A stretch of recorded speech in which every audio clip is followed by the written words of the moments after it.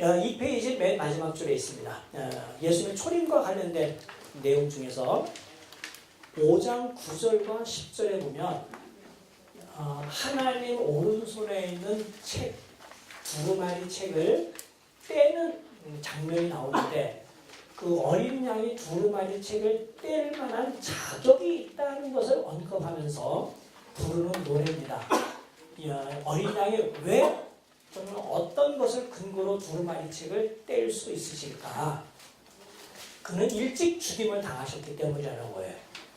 그리스도의 죽으심 그리고 부활은 단지 구원 우리와 관련된 구속의 효과만 있는 것이 아니라 하나님의 구원 계획 또는 그분의 오른손에 들어있는 책 내용의 공개 또는 그것의 성취와도 밀접한 관계가 있다는 것을 알 수 있습니다. 어쨌든 이 말씀의 근거에 볼 때 예수님이 죽으셔서 하나님의 손에 있는 책을 떼신 분이다 라고 하는 그 사실은 요한의 입장에서 이미 과거에 일어난 일이에요. 그리고 예수님이 초림하셔서 이미 이루신 일입니다. 그것을 설명하면서 이렇게 이야기합니다. 그가 일찍 죽임을 당하사 각 족속과 방언과 백성과 나라 가운데서 사람들을 피로 사서 이미 한 일이죠. 하나님께 드리고 그들로 우리 하나님 앞에서 나라와 제사장을 삼으셨다. 이미 한 일을 이야기하고 있으니까 어쨌든 예수님이 메시아로서 세상에 오셨다는 것, 즉 다니엘서 예언과 관련하여서는 더 이상 예언이 아니라 이젠 성취의 시대가 되었다는 것을 천명합니다. 그래서 예로부터 요한계시록에 있는 내용을 예수님의 강림과 관련하여 해석해 왔는데 그분들 중에 미래주의자들은 주의자라는 말에 들어있듯이 요한계시록에 있는 이 모든 내용의 거의 대부분이 앞에 있는 7 교회들과 관련된 언급을 제외하고는 모두가 미래 예수님의 재림 때 일어날 일을 다뤘다라고 해석해 온 것이 이 본문들에 의하여 얼마나 잘못되었는가 하는 것을 알 수 있어요. 그분들이 놓친 것은 그리스도의 강림을 우리 입장에서 재림만 생각을 했지 구약 성도들 입장에서 메시아의 오심이 우리 입장에서 이미 과거 사건으로 되어 있는 것을 고려하지 않았다는 거예요. 앞으로 계속 언급하겠습니다마는 예수님의 강림, 예수님이 메시아로 오셨다고 하는 것이 요한계시록에 언급된 내용들을 이해하는 중요한 열쇠예요. 근데 그 메시아의 강림이 미래의 강림이 재림만 있는 것이 아니라 초림 문제도 다루고 있다는 것을 우리가 알아야 돼요.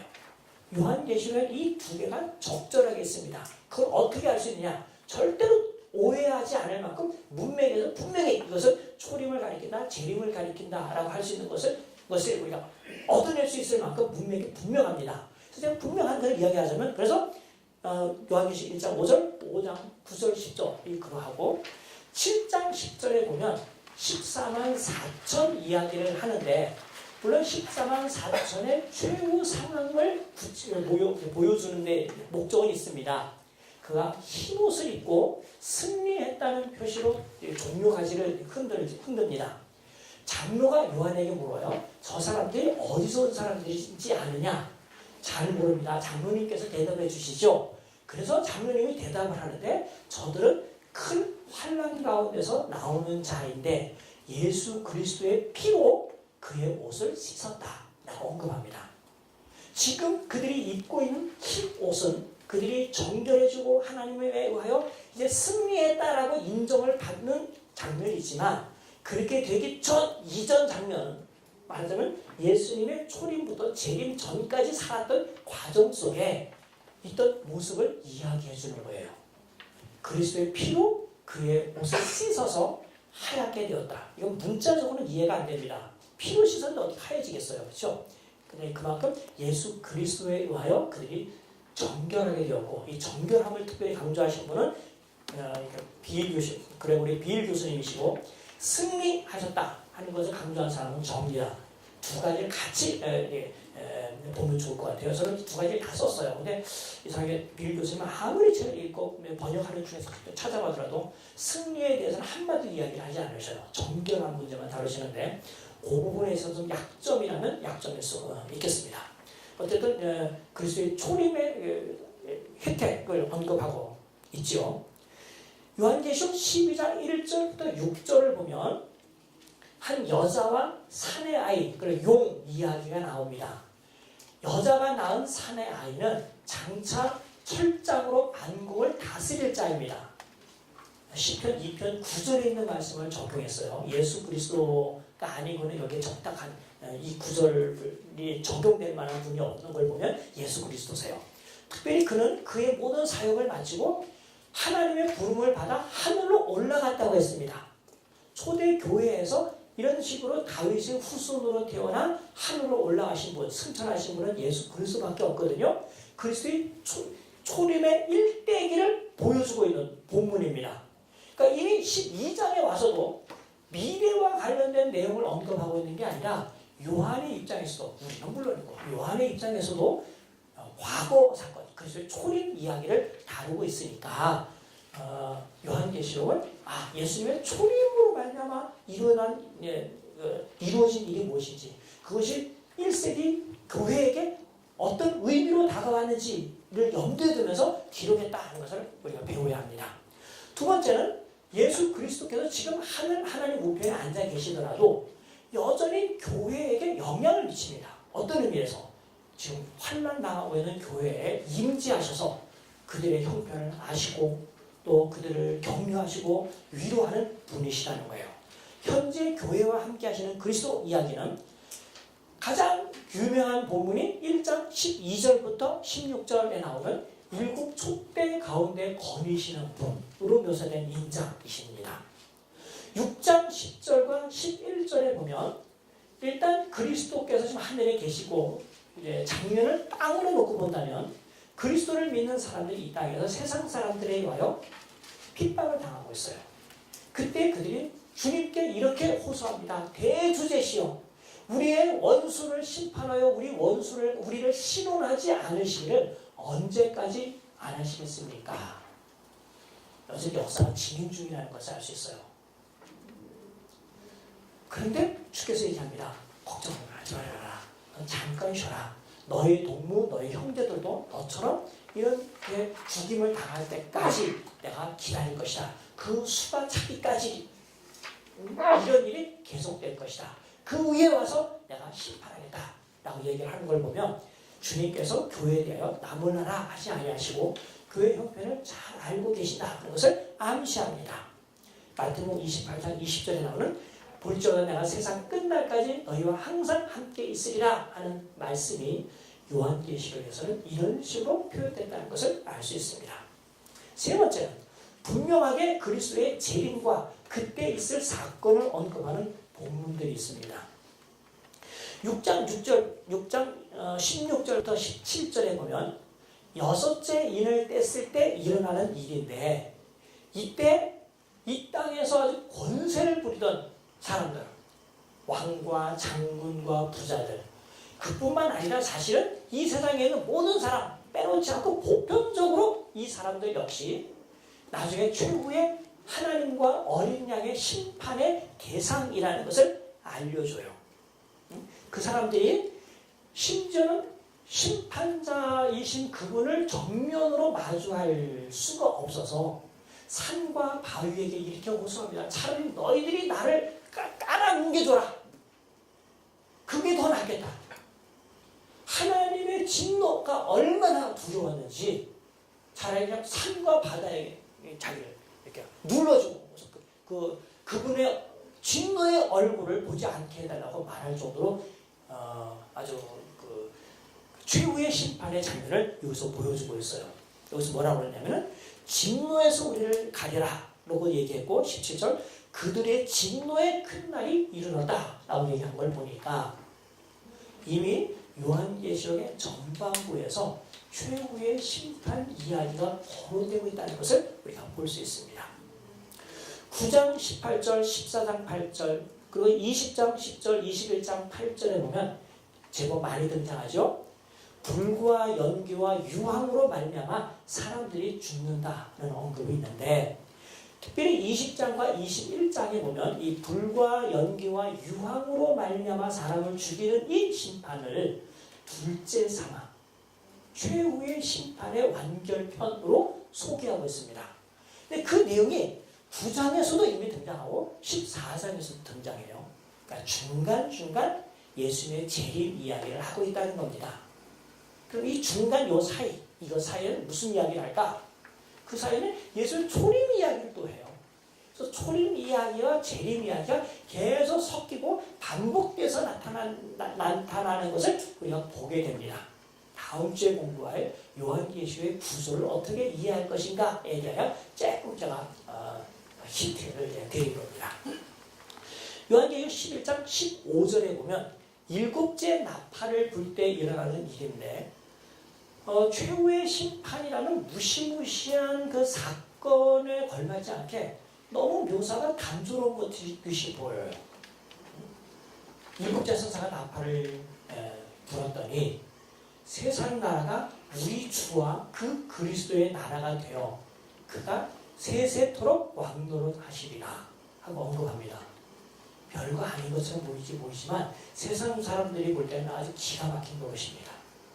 세상 질서, 아까 얘기했던 이 세상 질서가 아주 있어서 거기에 통치자인 마귀가 막 활동을 하고 그 마귀의 사주를 받은 반기독교 나라와 반기독교적 통치자들이 교회를 막 박해하면서 세상 나라가 하나님의 나라 위에 있다고 생각하고 자기의 권세를 부리고 있는데 이제 더 이상 세상 나라가 없어진다는 거예요. 마치 오바댜 21절을 읽는 것 같습니다. 오바댜 21절. 세상의 나라들이 하나님의 나라가 될 것이다 라는 선언을 해요. 하나님 나라를 가르치는 구약의 중요한 본문 중에 하나인데 예수님의 재림 때 일어난다는 거죠. 그러니까 세상 나라는 이제 권세를 부리지 못하고 하나님의 나라와 그의 그리스도만 유일하게 왕노하는 시대가 올 것이라는 거죠. 이게 이제 예수님의 재림을 묘사하는 겁니다. 아직 그리스도께서 재림한다는 이야기는 없지만 암시적으로 그것을 보여주고 있고 또 전제하고 있다는 것을 우리가 여기서 생각할 수 있게 있습니다. 요한계시록 14장 14절부터 20절은 좀 더 직접적으로 그리스도가 심판자로서 심판자로 소개되고 있습니다. 사람들이 인자에게 이야기를 해요. 곡식이 익었습니다. 이제 추수해야 되지 않겠습니까? 그랬더니 인자이신 분이 구름을 타고 두 가지 다가 보통 사람이 아니라 그 천상적인 인물이시고 또 구약 성경에서 메시아를 가리키는 통치자 또는 인류를 하나님의 백성을 대표하는 그분을 생각할 수 있게 하는 구체적으로 다니엘 7장 13절 14절에 있는 말씀인데 그 구름을 타신 인자가 아주 날카로운 낫을 가지고 곡식을 베면서 추수하는 장면이 나옵니다. 그 다음에 이어서는 천사로 분장한 그분. 아마도 이 천사가 일반적인 천사가 아니라 메시아의 가능성이 거의 99%라고 하는 특별히 빌 교수님이 그것을 잘 증명하셨어요. 거기 보면 천사로 분장된 예수 그리스도께서 포도 추수를 하는 쪽에 많은 사람들을 아주 포도주 틀에 넣어서 피바다를 만들 정도로 아주 큰 살육의 대심판을 행하실 거라고 언급을 합니다. 구체적으로 심판자가 언급을 했는데 그것을 요한계시록의 상징적 표현법에 따라서 인자와 천사로 소개되긴 했지만 예수 그리스도의 재림 상황을 보여주고 있는 것이 분명합니다. 요한계시록 16장 17절 21절을 보면 일곱째 대접 이야기가 나오는데 그때 큰 지진이 일어나고 진노의 포도주잔을 받는다는 이야기가 있습니다. 그리고 17장 18장에서는 큰 음료와 큰 성 바벨론이 바다에 빠져 다시는 사람들 눈에 띄지 않게 완전히 멸망된 이야기가 등장합니다. 마지막으로 19장 2절에 보면 하나님께서 최후의 심판을 하니까 성도들이 그 심판에 대해 이렇게 반응해요. 하나님의 심판은 참되고 의로우시도다. 그 이후부터는 영원한 세상이 진행이 돼요.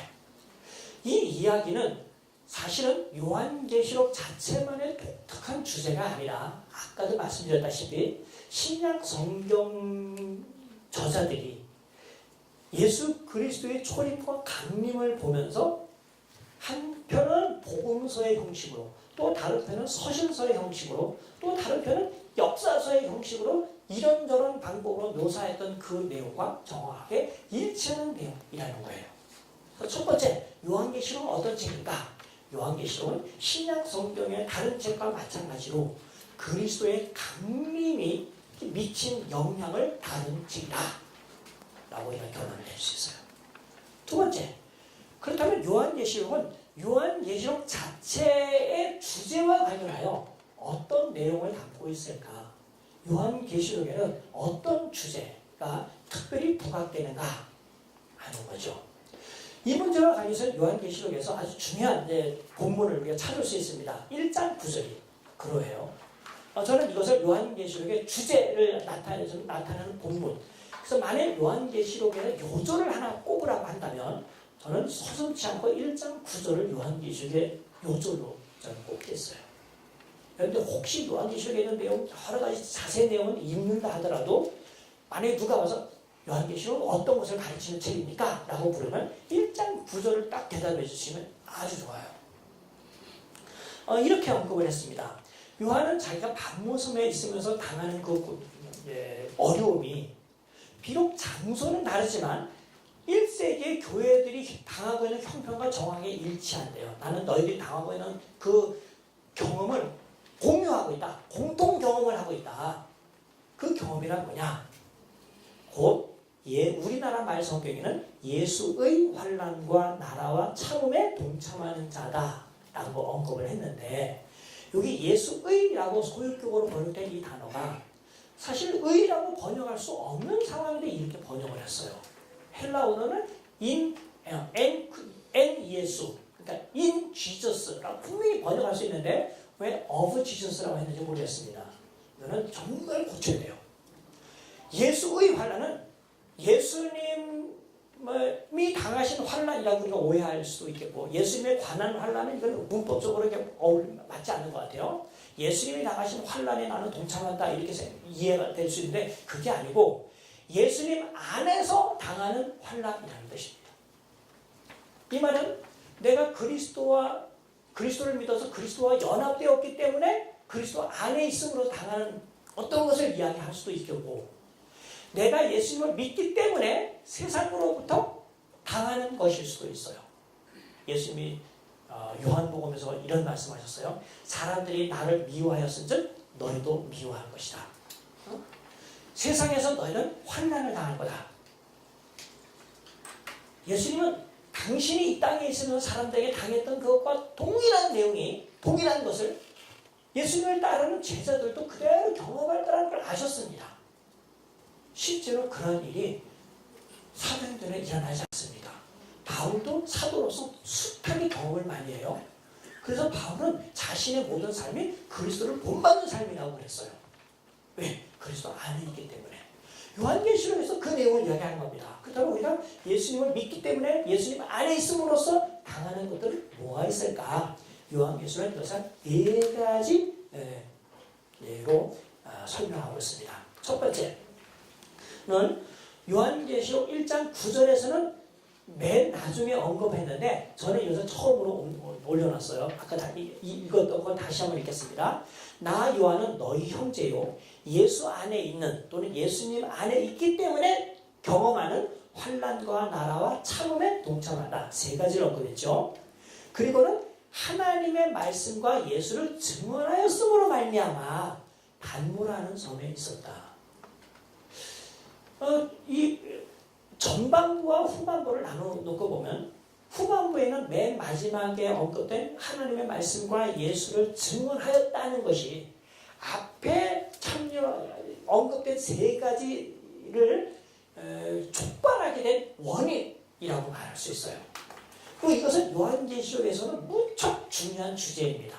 왜냐하면 다시 요한계시록 1장 2절을 가서 보면 앞에서 요한계시록 서론 이야기 또는 표제어를 이야기하고 나서 바로 요한은 이런 말을 해요. 요한은 하나님의 말씀과 예수 그리스도의 증거 곧 자기가 본 것을 다 증언하였느니라. 요한계시록의 내용은 자기가 본 것을 다 증언한 것이래요. 근데 그 자기가 본 것의 구체적인 내용은 하나님의 말씀과 예수 그리스도의 증거에 속한다는 겁니다. 좀 이따 이 문제가 나올 때 다시 한번 언급하겠는데 어쨌든 이런 것이 이제 무척 중요한데요. 이 문제와 관련하여 요한계시록 특별히 11장에 있는 내용을 우리가 주목할 필요가 있어요. 요한계시록 11장에 보면 두 증인, 두 촛대 이야기가 나옵니다. 그가 나가서 증인, 베옷을 입고 사람들 앞에서 42주간 셋대 반을 또 1260일을 이야기해요. 이제부터 요한계시록에 있는 용어들을 막 씁니다. 1260일. 달수로 따지면 42달, 횟수로 따지면 셋대 반, 혹은 3년 반에 해당돼요. 그게 11장, 12장, 13장에서 나오다가 되면 싹 사라져버리는데 이 11, 12, 13장에 언급된 이 셋대 반 또는 1260일이라는 것이 언제 있는 기간일까? 우선 교회로 보자면 10장 11절에서 천사가 요한에게 이런 말합니다. 이 여섯째 천사가 나팔을 불고 일곱째 천사가 나팔을 불기 바로 전 그 중간 사이에 요한이 생각할 때는 아직 역사가 끝난 듯이 보이지 않아서 궁금해하고 있을 때에 천사가 이렇게 말합니다. 아직 역사가 끝난 건 아니다. 일곱 번째 천사가 나팔을 불어야 끝난다. 아까 소개한 것처럼 세상 나라가 하나님과 그 그리스도의 나라가 돼요. 그때가 끝난 거죠.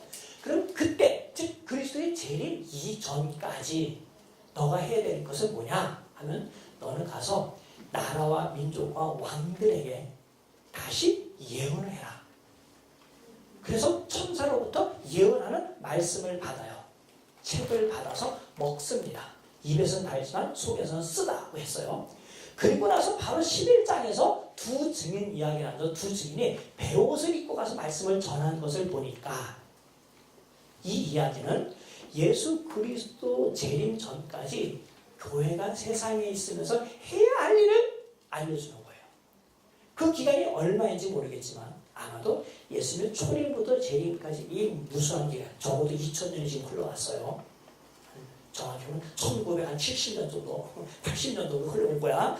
흘러오는 동안 교회가 그리스도의 재림 전까지 해야 할 중요한 기능은 하나님의 말씀 전파하는 거예요. 예수가 그리스도라는 것을 증언하는 일을 하는 거예요. 요한도 그것을 하다가 지금 방요선에 왔다는 겁니다. 이처럼 하나님의 말씀과 예수를 증언하는 문제가 요한계시록 무척 중요한 주제라는 것은 1장 2절 9절 6장 9절 10장 11절 방금 전에 소개한 11장 3절부터 12절 그리고 12장 11절에 보면 또 이런 내용이 나오고요. 20장 4절에 보면 이제 천년 통치 이야기가 나오는데 천년 통치에 참여하는 사람들을 언급하면서 하나님의 말씀 때문에 목배임을 당한 영혼들이 사람들이 볼 땐 죽어있는 것처럼 보이지만 살아서 천년 동안 왕국을 간다라고 언급합니다. 그때 또 천년이라고 하는 기간이 또 이거 소개가 됐어요. 그때 그 기간은 사람들이 뭘 하느냐? 하나님의 말씀을 전하고 말씀을 전하는 것 때문에 누군가에 의하여 목배임을 당하든지 죽임을 당하든지 하는 상황이 있다는 겁니다.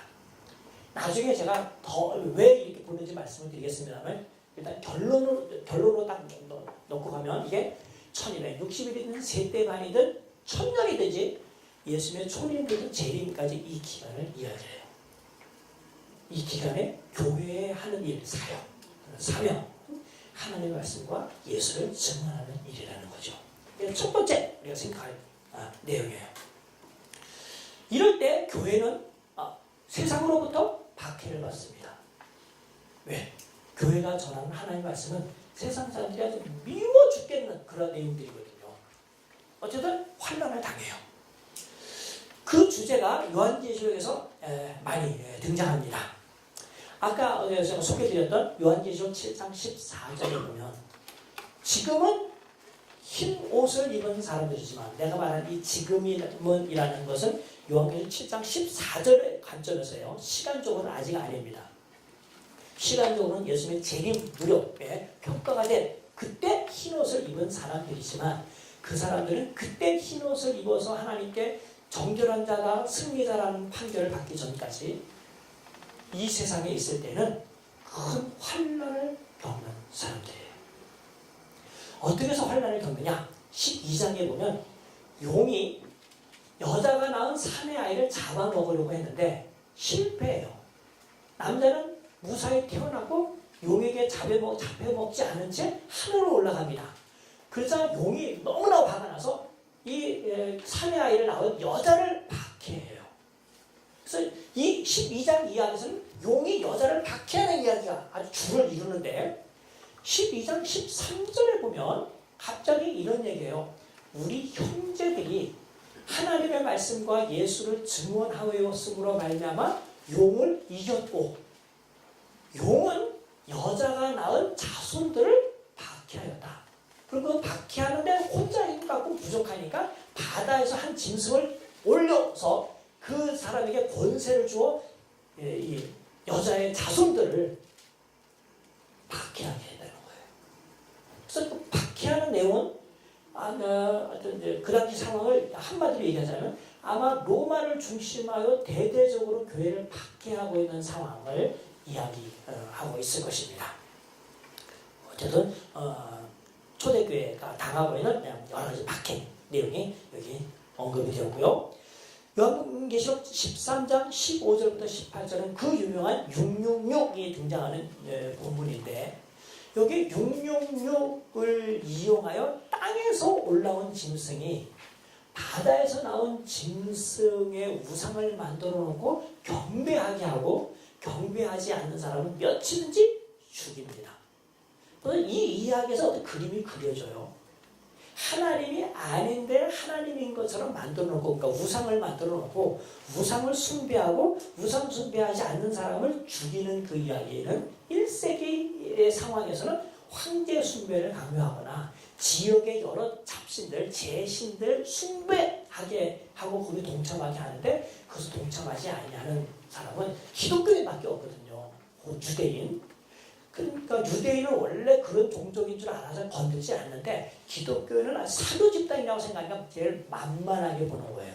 그래서 그냥 오로지 잡는 사람들이 기독교인이라서 기독교인들이 거기에 피해를 입게 되었던 것이죠.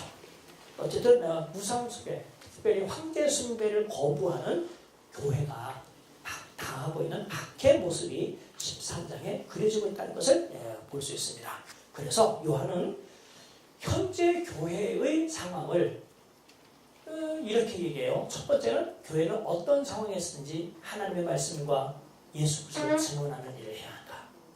둘째로 그는 그런 일을 하면 교회로부터 세상으로부터 환영을 받지 아니하고 환난을 당할 거다. 이것이 이상한 것이 아니다 하는 것을 알려줍니다. 이 주제도 예수님과 또 바울 사도의 그렇게 많이 찾아볼 수 있지 않습니까? 특별히 서머나 교회는 현재 환난과 궁핍을 당하고 있었는데 거기서 신앙을 잘 지킴으로 주님께로 칭찬을 받았어요. 그런데도 이것도 모자라 지금보다 더 가혹한 시험을 열흘간 받게 될 것이라는 내용을 주님으로도 듣습니다. 왜 메시아가 오셨는데 교회가 환난을 경험할까요? 그 첫 번째는 인류에게 내렸던 저주가 아직은 제거되지 않았기 때문입니다. 이 저주의 제거는 요한계시록 21장과 22장에서 예수님이 만물을 완전히 새롭게 할 때야 비로소 저주가 없어져요. 그때 없어질 때야 비로소 사람들은 이 땅에서 살면서 경험하는 고난과 환난에서부터 자유로움을 얻을 수 있을 것입니다. 둘째는 우리가 그리스도 안에 속했기 때문이에요. 앞에서 제가 요한복음에는 몇몇 본문들을 언급했는데 15장 20절, 6장 2절 그 밖에 바울과 베드로 사도는 우리가 예수님 때문에 고난당한다고 하는 것 그리고 이것을 이상하게 생각하지 말라고 그냥 권하고 있습니다. 세 번째는 메시아가 오셨는데도 우리가 고난을 당하는 이유는 메시아가 이미 오시긴 했지만 아직 충만하게 영광스러운 모습으로 오시지 않았기 때문이에요. 예수님의 재림 전까지는, 그분이 왕으로 서서 세상을 심판하기 전까지는 이 땅에 있는 교회는 세상의 권세에 눌려 여전히 환난을 당하게 될 것입니다. 세 번째 주제는 그 나라에 동참하는 겁니다. 비록 이 세상 나라와 교회는 관계가 없지만 이 여전히 우리는 나라와 관계가 있는 것이 있습니다. 그 나라는 세상 나라가 아니라 하나님의 나라, 온 하늘에 있는 나라입니다. 이처럼 교회가 이렇게 예수님을 믿는 것 때문에 하나님의 나라에 들어가게 되는 소망을 가질 뿐만 아니라 현재 그 나라에 들어와 있다는 하나님 나라의 현재성과 미래성을 요한계시록에서 다 가르치고 있어요. 그래서 이미 환난을 당하는 사람들에게 요한은 그리스도께서 재림하신 우리는 하나님 나라에 들어가게 될 거니까 참아라 이렇게만 고면하지 않고 이미 우리는 하나님 나라에 들어왔다 와 있다. 그러니까 우리는 세상 나라에 속하지 말고 세상 나라로부터 구별된 사람으로서 살아라 라고 고면하는 거예요. 이 내용이 아까 읽었던 5장 9절 10절 또 12장 그다음에 20장 등에 나타납니다. 네 번째, 하나님 나라에 우리가 들어와 있고 하나님 나라에 들어갈 것이라는 확신을 가지고 있다고 한다면 앞에 언급된 두 번째 주제인 환난을 당하더라도 우리는 포기하지 말고 세상과 타협하거나 세상에 굴복하지 말고 우리는 참아야 합니다. 이 복합적인 상황에 교회가 처해 있는데 특별히 우상숭배와 영적인 간음, 여기는 음행이라고 언급됐는데 불륜 문제를 다룬 게 아니고 그런 도덕적인 문제가 아니라 종교적인 문제를 다뤘을 가능성이 훨씬 더 높아요. 특별히 음행이라는 용어를 이렇게 직접 쓴 것은 고대의 종교가 말하자면 실제적인 음행과 직결되어 있기 때문일 가능성도 큽니다. 물론 구약 성경으로 따지면 구약 성경에서 이 음행을 영적 간음으로 우상 숭배하는 것으로 표현한 것을 빌려서 이렇게 썼을 수도 있겠지만 초대 교회가 처했던 상황 속에서는 아프로디테 신을 섬기든 디오니소스 신을 섬기든 아폴로 신, 제우스 신을 섬기든 다 이것이 신전에 있는 여사제와의 육체적인 결합을 동반하여 종교 생활을 했기 때문에 그런 면에서 음행이라는 용어를 썼을 가능성도 우리가 배제할 수 없다고 생각돼요. 어쨌든 그것이 사회의 분위기라서 강요되고 있는 상황에 이것을 거절한다는 것은 결국 사회에서 배척을 당하거나 왕따를 당하는 것과 직결이 됩니다. 이런 속에서 교회는 어떻게 될 건가? 요한계시록에서는 다른 어느 성경 못지않게 특별히 히브리서의 이 용어들이 많이 등장하는데 인내하라, 참아라, 견뎌라 하는 용어를 많이 쓰고 있어요. 여기 참는다고 하는 이 용어는 요한계시록 2, 3장에서는 이기는 자에게는 이러이러한 복을 주겠다라고 하는 이기는 자라고 표현이 되었고 그 다음에 그 2, 3장을 제외하고는 직접적으로 인내, 참음, 견딜이라고 하는 용어를 씁니다. 왜 이런 용어를 쓸까요? 앞에도 말씀드렸지만 메시아가 오셨지만 아직 메시아로 말미암은 영원한 세계가 도래하지 않았다는 것. 그래서 이미 메시아가 오셨지만 완성의 시대를 가지고 오신 것은 아니라는 것.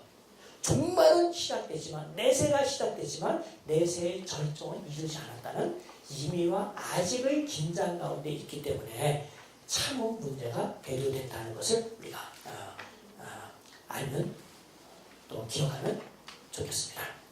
5페이지 아니면 여러분들 지금 4페이지쯤 올렸습니다.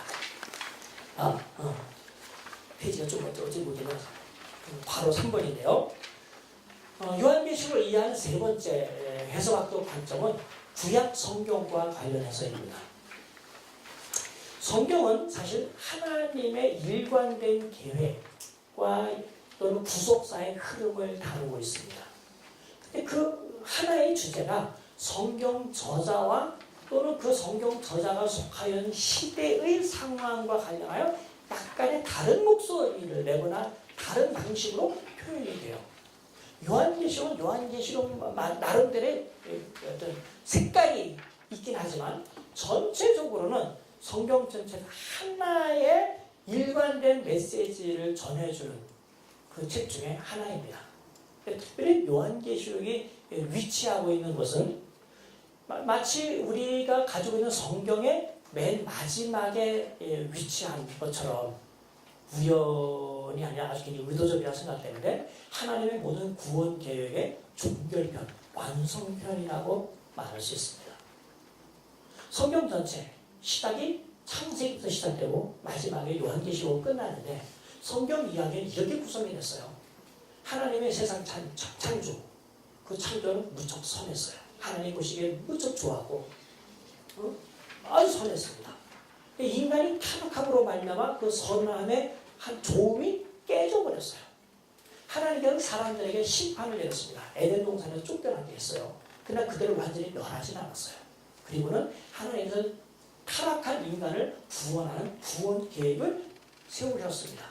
그래서 처음 계획이 창세기 3장 19절에 표명되었다는 것을 알고 있죠. 그때부터 시작하여 성경 이야기는 역사 가운데 하나님의 구원이 어떻게 시행되고 실현되는지를 보여주는 거예요. 그래서 성경 전체의 이야기는 역사 가운데서 행하신 하나님의 활동과 또 하나님 자신이 어떤 분이신지 알려주는 계시가 주어지는 역사라고 말할 수 있는데 그 계시의 전체의 주제는 타락한 인간을 구원하시는 하나님의 구원 이야기. 그래서 구원사, 구속사라고 이름을 붙이는 겁니다. 자, 창조, 타락, 구속이라고 하는 간단하게 언급된 이 세 주제에 많은 부분을 차지하는 구속의 시작이 구속 계획의 소개, 구속 계획의 1차적인 실현, 또 각 시대마다 실현되는 그 이야기가 어디를 향하여 가느냐면 궁극적으로 인류를 대표할 수 있는 대표자 아담과 상반된 아담과 비교되는 아까 아담과 비교되는 제2의 아담, 둘째 아담 그러면서 이 인류의 모든 역사를 끝낼 만한 마지막 아담이신 그리스도를 향하여 역사가 나아가고 있어요. 신약 성경 저자들은 바로 예수 그리스도가 이런 점에서 역사의 시대를 한 이렇게 묶어준 그 장본인이라고 소개하는 거죠. 그래서 아까 소개해드렸던 로마서 5장 12절 21절은 성경 전체를 개관하는 아주 좋은 본문이에요. 첫째 아담, 둘째 아담. 그 둘째 아담은 또 다른 아담이 필요 없을 만큼 끝 아담, 그래서 마지막 아담으로 소개가 되는 것이에요. 그것은 창조, 타락, 구속을 가지고 오신 분으로서 예수 그리스도를 소개할 뿐만 아니라 창조와 관련하여 하나님이 선하게 창조하였던 것을 사람이 오염시켰지만 다시 하나님께서 재창조한 그 재창조 이야기와도 관련이 있습니다. 구약 성경에 몇 군데 암시되었지만 가장 분명하게 소개하고 있는 이사야 65장 17절에 보면 보라 내가 새하늘과 새 땅을 창조할 것이다 라고 적혀있어요. 특별히 이사야 본문, 이사야 후반부에 보라 내가 새 일을 창조하나 옛것은 기억되거나 기억되지도 아니할 것이다 하는 이유를 통해서 새 창조가 일어날 것을 많이 말씀하셨는데 신약 저자는 예수님 안에서 새 창조가 이루어졌다고 선언을 해요. 고린도후서 5장 17절 누구든지 그리스도 안에서 새 창조다. 이전 것들은 지나갔다 보라 새 것들이 와 있도다. 이미 와서 활동하고 있다고 요한은 선언을 해요. 그런데 그뿐만 아니라 신약의 성경 저자들은 새 창조가 미래에 완성될 것을 또 소망합니다. 베드로후서 3장 13절이 여기에 해당되는 내용인데 우리는 그의 약속대로 의가 있는 곳인 새하늘과 새 땅을 바라보도다. 적어도 이 두 저자를 놓고 보면 사실 서로 상반된 이야기를 해요. 한 사람은 왔다, 시작됐다 라고 얘기하고 있고 한 사람은 소망하고 있다는 거예요. 마치 오지 않은 것처럼. 근데 이것을 서로 상반되는 이야기로 볼 것이 아니라 상호 보충적으로 볼 필요가 있어요. 즉 그리스도의 초림은 구원뿐만 아니라 새 창조에 있어서도 이미 시작되었다는 것을 소개하고 있는 것이라고 한다면 그 구원과 새 창조는 그리스도의 재림 때 완성이 돼요. 그래서 요한계시록 21장 1절은 이런 내용으로 시작되는 겁니다. 또 내가 새 하늘과 새 땅을 보니 처음 하늘과 처음 땅이 없어졌고 바다도 다시 있지 않더라. 그래서 새 창조 이야기를 하고 있어요. 그 다음에 21장 5절에 보면 보좌에 앉으신 이가 이르시되 선언입니다. 보라 내가 만물을 새롭게 하노라. 사실 이건 새로운 이야기는 아닙니다. 그리스도 안에서 이미 만물이 새로워지긴 했지만 우리가 새 피조물이 되고 옛사람을 벗어버리고 새 사람으로 지음을 받았지만 여전히 우리는 오염된 요소를 또 가지고 있고 죄성을 가지고 있는 상태에 있었어요. 근데 21장 5절에서는 그 오염과 죄성이 있는 것이 다 없어지고 글자 그대로 새로운 것만 남게 되었다는 선언입니다. 그러니까 사실 요한계시록 21, 22장을 보면 창세기에서 시작하였던 하나님의 그 구속사의 완결편이라는 것을 볼 수 있죠. 특별히 여기 도표로 해놨듯이 옛 창조의 초점인 에덴 동산의 모습과 새 창조의 초점인 새 예루살렘이라는 도시 안에 있는 환경, 특별히 22장 1절부터 2절에 있는 내용을 보면 이건 의도적으로 이렇게 했다 하는 느낌을 받을 만큼 두 어구 사이에 상관관계가 많이 있습니다. 먼저 창세기 2장을 보면 여호와 하나님이 그 땅에서 보기에 아름답고 먹기에 좋은 나무가 나게 하시니 동산 가운데는 생명나무와 선악을 알게 하는 나무도 있더라. 강이 에덴에서 흘러나와 동산을 적시고 거기서부터 갈라져 네 그늘이 되었다 라고 했는데 에덴 동산에 생명이 있음, 에덴 동산의 풍성함, 에덴 동산이 하나님의 임재의 장소로서 하나님과 교제하고 하나님을 예배하는 장소를 보여주는 아주 핵심적인 내용이에요. 물론 여기서 우리가 이제 주목할 수 있는 것이 생명나무일 텐데 또 다른 것도 있겠습니다. 일단 예를 들어 생명나무일 텐데 아담은 에덴 동산에 살고 있는 동안은 생명나무의 중요성을 인지하지 못했어요. 있다는 걸 알았지만 별로 관심을 두지 않았던 것 같습니다. 에덴에서 쫓겨나고 난 다음에야 비로소 생명나무가 얼마나 중요한 것을 알았던 것 같아요. 그래서 하나님께서는 바로 그 짧은 몇 절 사이에 뭐라고 하냐면 아담이 다시 에덴 동산을 들어가서 죄 있는 상태의 생명나무를 먹고 영생하지 못하도록 하려고 그룹들로 천사 죽는데 그걸 막고 불검으로서 그것을 아주 물타기 쳤다고 언급하고 있는 겁니다. 아담이 땅을 치는 거예요. 그때 내가 선악을 하게 하는 나무를 먹지 말고 생명나무를 먹을 거야. 이미 벌써 지나가죠. 그러다 보니까 그 이후에 생명과 관련된 내용이 모든 인류의 중요한 관심의 대상이 되었습니다. 이게 구원으로 표현할 수 있고 하나님과의 교제도 표현할 수 있고 여러 가지 방법으로 표현할 수 있겠지만 어쨌든 생명나무의 문제가 사람들의 무척 중요한 관심사가 되었습니다. 요한계시록 2장 7절을 보면 에베소 교회에게 주님께서 말씀하시기를 교회가 박해를 받고 있는 상황에 있다 하더라도 그들이 인내하며 여기서 이기는 자에게는 이렇게 언급을 했어요. 신앙의 절개를 지키고 그 신앙을 잘 유지한다면 하나님의 낙원에 있는 생명나무의 열매를 주어 먹게 하리라. 우리 인류의 모든 궁극적인 복을 생명나무 열매를 먹는 것으로 소개했어요. 시간적으로 따진다면 요한계시록 2장 7절은 1세기 아무튼 그리스도의 초림 이후에 이 땅에 있는 교회들의 모습을 한마디로 이야기하는 겁니다. 반대로 22장 1절 2절은 예수님의 재림 때 있게 될 모습을 이야기하고 있어요. 그렇다면 다른 건 다 우리가 빼고 요 주제만 가지고 검토해놓고 본다면 에베소 교회를 비롯하여 지상의 교회는 하나님의 낙원에 가서 생명나무 먹는 것을 소망하면서 살고 있었다는 거예요. 그래서 주어집니다. 근데 누구에게나 공짜로 아무렇게나 주는 것이 아니라 우리는 은혜로서 그냥 공짜로 받는다고 생각하지만 여기서는 조건을 하나 달았어요. 이기는 자에게는.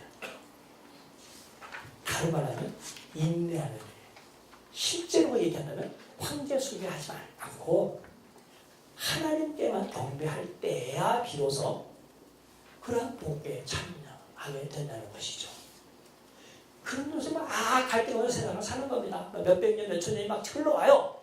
그러다가 결국 그리스도께서 재림하시면 이제는 인내, 참음 이런 것을 요구할 필요 없이 사람이 완전히 온전해지고 뭐랄까 도전을 받지 않는 그런 상황이었어요. 혼자 놔두라도 이제 죄를 안 지을 수 있는 그런 형편에 있습니다. 이런 점에서는 아담보다 우리가 훨씬 탁월해져요. 아담은 죄 지을 수 있는 완전한 인간으로 태어났어요. 아담은. 우리는 죄 지을 수 없는 완전한 인간으로 그때 되게 될 겁니다. 그때 상황을 묘사해주는 것이 22장 1절 2절인데 읽어볼게요.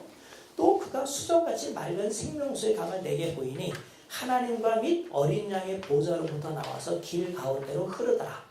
강 좌우에 생명나무가 있어 12가지 열매를 맺되 달마다 그 열매를 맺고 그 나무 잎사귀들은 만국을 치유하기 위하여 있더라.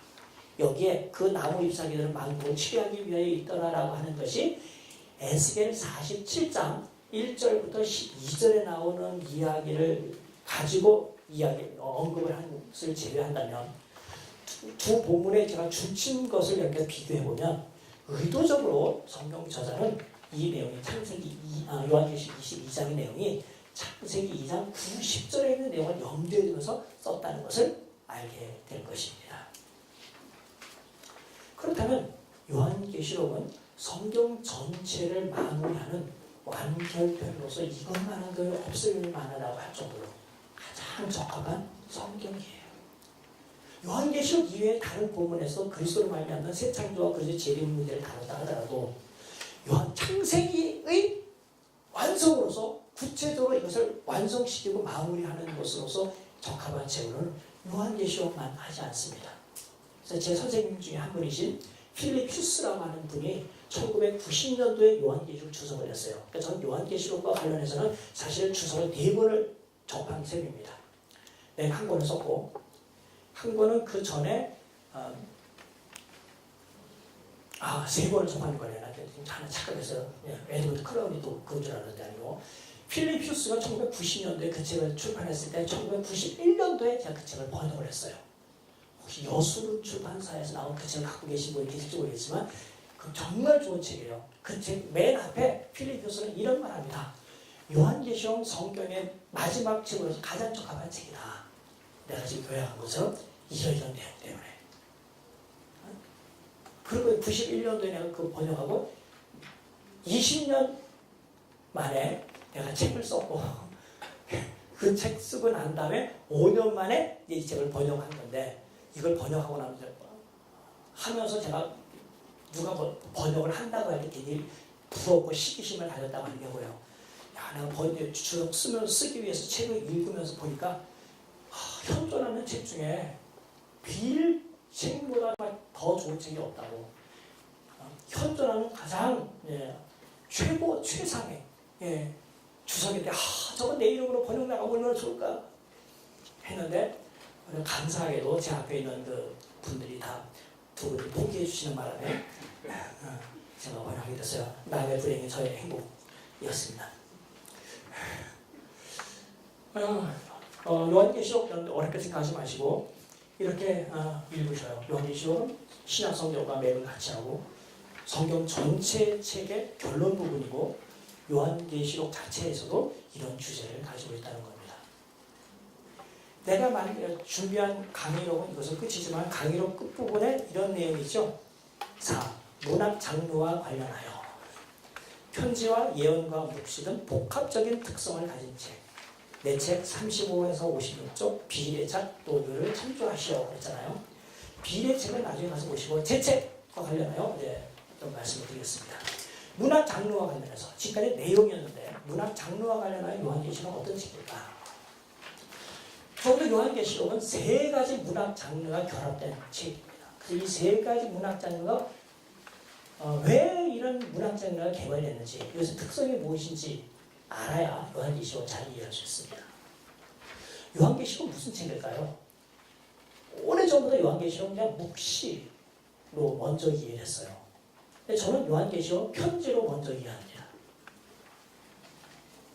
요한계시록 자체에서는 예수 그리스도의 계시다라고 계시 또는 묵시, 아포칼립시스라고 되어 있으니까 보통 묵시라고 하는 이 단어니까 묵시로 먼저 이해하는 것이 좋겠지만, 저는 오히려 그것은 사람들에게 오해를 불러일으킬지 모르니까 저는 그것보다는 편지가 더 좋다고 생각돼요. 왜냐하면 이 편지 속에 이 앞에 말이 얼마든지 들어갈 수 있기 때문입니다. 근데 왜 굳이 편지라고 보내냐면, 일단 요한계시록 자체에 이것이 편지 형식으로 되어 있어요. 서론, 본론, 결론.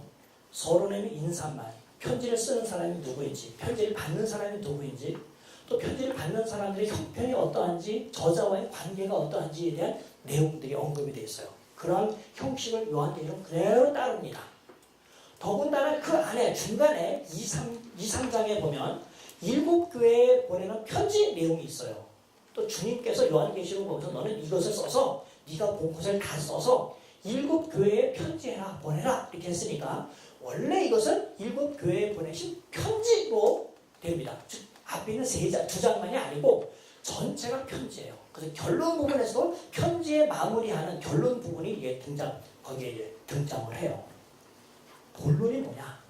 본론은 편지에 들어가는 본말입니다. 예를 들면 로마서의 본론처럼, 고린도 전서의 본론처럼, 갈라디아서의 본론처럼, 어쨌든 우리 신약 성경에 나오는 서신서에 있는 서론, 본론, 결론의 형식을 요한계시록에서 그대로 가지고 있고, 그 다음에 그런 내용들이 있습니다. 그래서 어쨌는데 성경을 편지글로 읽는다는 건 도대체 무엇을 의미합니까? 편지글의 특징은 상황성이 있어요.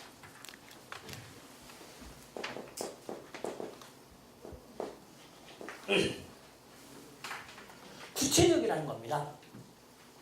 역사적인 정황이 구체적으로 있고, 또 수신자든지 발신자든지 그가 당하고 있는, 마주하고 있는 구체적인 문제가 있어요. 그러니까 추상적인 교훈이 아닙니다. 뜬구름 잡는 이야기가 아니라 실제적인 이야기를 담고 있다는 거예요. 그러니까 요한계시록을 편지글로 본다는 것은 요한계시록을 받는 독자들, 좁게 얘기하면 7교회에게 해당될 것이고, 조금 넓게 본다면 1세기 지중해권, 지중해 그 주변에 있는, 또는 지중해 문화권에 있는 기독교회가 공통으로 경험하고 있는 내용들을 여기서 다루고 있다는 거예요. 그러면서 여기 있는 말 한마디 한마디가 바로 그 당대 교회가 처하여 있는 상황의 문제를 터치하는 것이지 그것과 상관이 없는 게 없어요. 그렇다면 혹시 우리가 요한계시록 처음 읽는데 좀 어렵고 이게 머릿속에 안 들어와서 이것을 많이 읽지 못한다면 딱 이걸 내려놓고, 당시 1세기 교회가 처하여 있던 문제들이 무엇인지를 알려주는 책들을 읽으면 요한계시록의 상황을 그려볼 수 있어요. 거의 비슷하거든요. 그러니까 앞에서 여러분 혹시 내 강의에 동의를 해주셨다고 한다면, 제가 두 번째 주제로 삼았던 요한계시록과 관련된 내용을 1장 9절에서 잡아서 요약을 했잖아요. 그래놓고 보니까 신약의 다른 저자들, 바울이나 또 히브리서서, 야고보서, 베드로전서, 특별히 이제 그 책들에 주로 많이 나오는 초대교회 문제가 고난 문제였어요. 그렇죠? 애매하게 고난을 받는 거예요. 억울하게. 우리가 잘못해서 악을 행해서 고난을 받고 누구에게 맞는다고 한다면 그거는 잘한 것이 없는데, 선한 일을 해서 매를 맞는다면 본인에게는 억울할지 모르지만 하나님께서는 그를 기특하게 보신다는 거예요. 의롭게 보신다는 거예요. 특별히 베드로전서가 그럽니다. 제가 베드로전서 주석도 썼어요. 그리시 출판사에서 나오는데 베드로전서 어떻게 읽을 것인가 제일 책이 나오는데, 그래서 제가 베드로전서를 그 주석을 쓰기 위해 공부를 하는 동안에 저도 은혜를 많이 받았어요. 거기서 핵심적인 내용이 그거거든. 우리는, 교회는 세상 사람들이 볼 때 말도 안 되는 것을 가지고 고난을 당합니다. 교회 입장에서 볼 때 막 세상에 대항하고 싶죠. 근데 그렇게 하지 말래요. 근데 지금은 이제 교회가 힘을 얻어서 막 대항을 하려고 하고 막 이제 그 결집을 해서 세상과 교회와 막 싸우려고 하는데 베드로가 볼 때 막 힘들 거예요. 저는 안 되는데 뭐야. 우리는 애매하게 고난을 받아도 참으면 복이 돼. 그래서 예를 든 사람이 그는 예수 그리스도셔요. 그는 그 복을 받을 때, 그 고난을 받을 때 대신 욕하지 않고 맞대응하지 않고 만유를 주관하신 하나님께 부탁하셨다는 거예요. 최후의 심판자는 하나님이시지 우리가 아닌 거거든요. 그래서 어쨌든 그런 애매하게 고난받는 상황이 초대교회에 두루 퍼졌던 공통 경험이었어요. 요한계시도 그 주제를 다루고 있는 겁니다. 그것을 잘 알 수 있는 그 방법, 실제로 어떤 방법으로 어떤 내용으로 고난을 받았을까? 우리가 넷째 주에 7개 교회를 내가 생각을 살펴보려고 하는데 사실은 사람들이 7교회는 뭐 공부를 안 해도 혼자서 알 수 있을 거, 혼자서 공부해도 잘 알 수 있을 거라고 생각해서 별로 주제에 관심 두지 않는 경향이 많이 있는데 저는 요한계시록의 상황을 이해하기 위해서는 무척 중요한 본문이라고 생각이 돼요. 그래서 어쨌든 하루 좀 시간을 내서 2, 3장을 여러분과 함께 이야기를 나누려고 합니다. 거기 보면 특별히 두 가지 문제가 있어요. 하나는 거짓 선지자, 거짓 사도 이야기가 나와요. 교회 안에 친교회파인 것처럼 또는 비슷한 교회와 비슷한 형편에 있는 사람인 것처럼 보이는데 자기가 먼저 세상과 타협을 해놓고는 교회에 거짓말하는 거예요. 괜찮다, 이거 되나, 저렇게 하고 교회를 미혹하는 일을 합니다. 그러면서 자기가 이것은 하나님의 말씀이고 하나님께로부터 받았다라고 이야기를 해요. 그래서 거기에 멋 모르고 거짓말에 속아서 그 타락의 길로 가는 교회들이 있어요. 이 문제를 우리가 생각한다면 어쨌든 거짓말이 얼마나 중요한가, 심각한 문제인가 하는 것을 알게 돼요. 두 번째는 뭐 누구나 다 알다시피 아까 얘기했던 황제 숭배나 우상 숭배 문제가 거기에 해당될 겁니다. 그래서 그런 구체적인 문제를 다루고 그런 상황 속에서 이 문제에 어떻게 그들이 이겨나갈 수 있을지를 신학적으로 좀 더 정확히 얘기하면 기독론적으로 그리스도와 교회와 어떤 관계가 있는지를 소개함으로써 교회가 하여금 그 환난을 이기고 세상과 타협하지 않고 신앙을 잘 지키도록 합니다. 성도들의 인내가 여기 있나니, 믿음과 인내가 여기 있나니, 이런 말을 반복해서 씀으로써 정말 그리스도를 주로 믿는 믿음을 가지고 있다면 그렇게 살면 안 된다는 거죠. 어떤 요한계시록이 편지글이라고 하는 것, 그리고 편지로서 요한계시록이 어떻게 구성되었는지는 다음 시간에 얘기하겠습니다만 편지글이라고 하는 것을 우리가 잘 이해하시면 좋겠고요.